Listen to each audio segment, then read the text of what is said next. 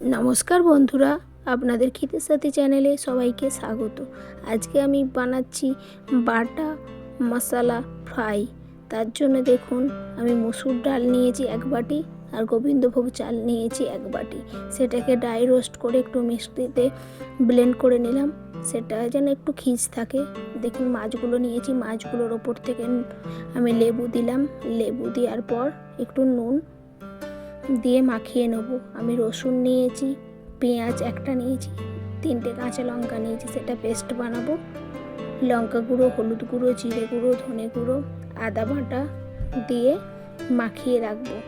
সেটা যেন 40 minute time লাগে আপনার, তবে এর ভেতর মশলাটা নুন ঝাল ঢুকবে বাটা মাছগুলো। তবে আপনাদের বাটা মাছটা যদি বড় হয়, সেটা মধ্যিখানে একটু করে চিড়ে নেবেন, তাহলে নুন ঝালটা ভালো ঢুকবে। আমি একটা ফ্রাইং প্যান বসিয়ে নিয়েছি, তাতে একটু সর্ষের তেল দিলাম। একটু বেশি করে সর্ষের তেলটা দেবেন, সর্ষের তেলে ভাজলে খেতে টেস্ট হবে। আর ডাল গুঁড়োটা, তার মধ্যে একটু নুন আর গুঁড়ো লঙ্কা মিশিয়ে দিয়ে আমি চেপে চেপে বাটা মাছগুলোকে মাখিয়ে নিলাম। দিয়ে গরম তেলে উল্টে পাল্টে টাইম ধরে ভাজবেন। খেয়ে বলবেন কেমন হয়েছে, খুব সুস্বাদু লাগে খেতে।